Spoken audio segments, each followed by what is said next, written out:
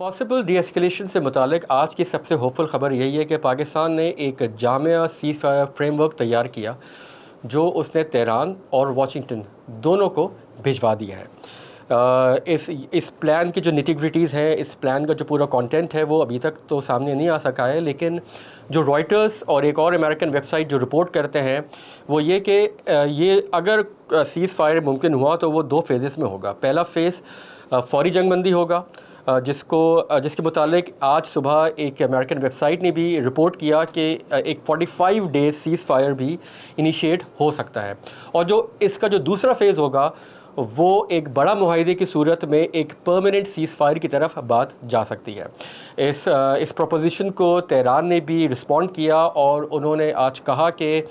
ہم ایک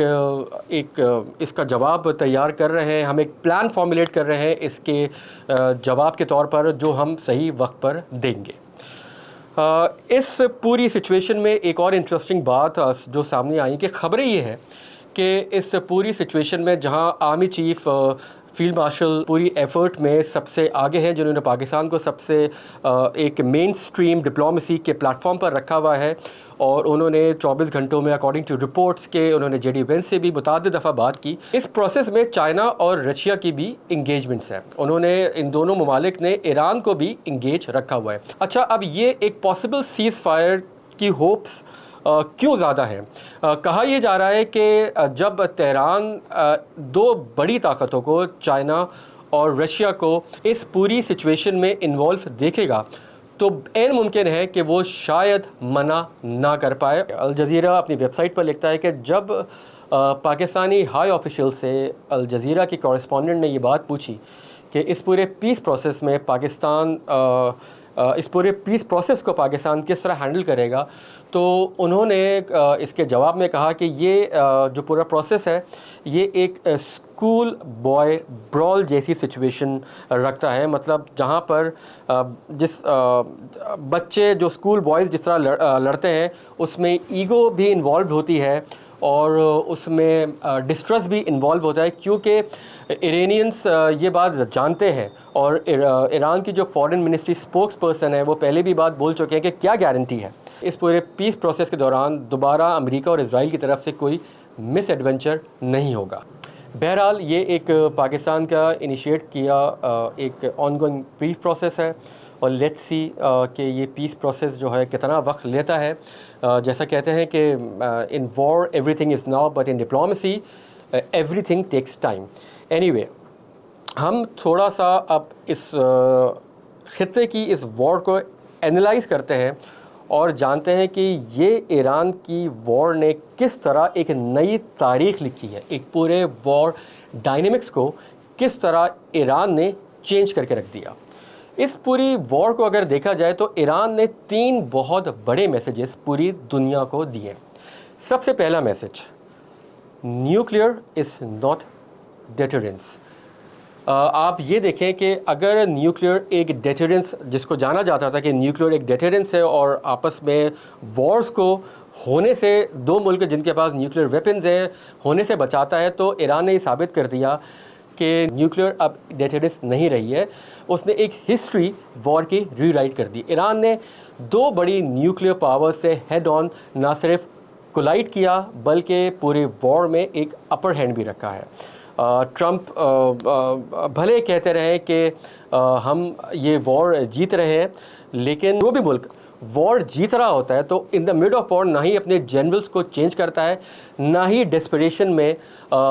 جس طرح ٹرمپ نے ٹروتھ سوشل کی پوسٹ میں جس طرح ایران کو گالیاں دی اور ایران کو ایڈریس کیا کہ اسٹریٹ آف ہارمز کھولو، جیتے ہوئے ملک کا لیڈر وہ اس طرح کے ڈسپریشن نہیں دکھاتا۔ دوسری چیز، ایران نے گلف کنٹریز کو ایک میسیج دے دیا کہ ان کی مدد کو کوئی نہیں آئے گا۔ تیسرا میسیج جو ایران نے اس پوری وار میں امریکہ کو دیا ہے وہ یہ کہ اب اس کی ایک امپیریلزم ہے، ایک انفلوئنس ہے پوری دنیا میں، وہ ختم ہو چکا ہے۔ بہت ساری باتیں اگر آپ بیک گراؤنڈ میں جائیں اس بات کا ثبوت ہے کہ ٹرمپ نے بہت سارے ملکوں کو اٹس اون یورپین الائز ان کو ایک ایس او ایس بھی دی تھی کہ آپ ہمیں اسٹریٹ آف ہارمز کھلوانے میں ہماری مدد کریں۔ وہ پہلے ہی اس پورے وار کو ایک اللیگل وار کہہ چکے تھے، اور انہوں نے ٹرمپ کے اس ایس او ایس کو رسپونڈ نہیں کیا، جس پر ट्रम्प ने अगेन एक डेस्परेशन में यूरोपियन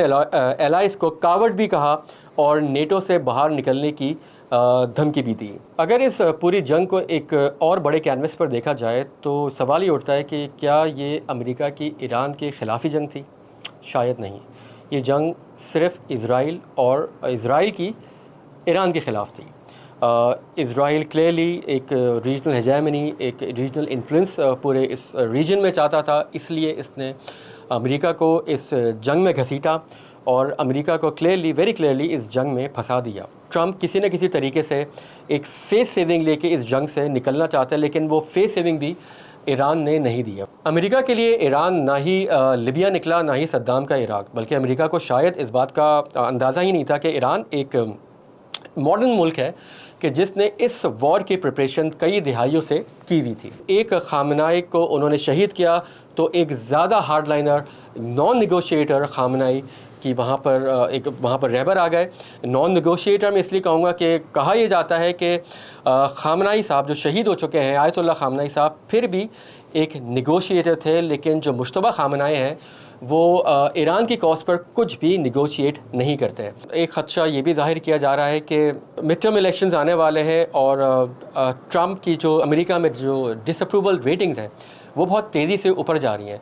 तो ये भी मुमकिन है कि ट्रम्प इस वॉर को स्ट्रेच कर दें, एक स्टेट ऑफ इमरजेंसी डिक्लेयर करें और ट्रम्प अपनी टर्म को स्ट्रेच करने के लिए मिड टर्म इलेक्शन ही नहीं करवाएं। लेट्स सी, क्योंकि दुनिया अब इस वॉर के स्ट्रेच होने की मुतहम्मिल नहीं हो सकती। दुनिया की इकॉनमी आपके सामने है, एनर्जी क्राइसिस भी आपके सामने है, इन्फ्लेशन के अभी तो कहते हैं कि बड़े बड़े शॉर्ट टर्म शॉक्स हैं। अगर ये वॉर इसी तरह चलती रही तो लॉन्ग टर्म शॉक्स भी आएंगे जो काफ़ी ख़तरनाक होंगे।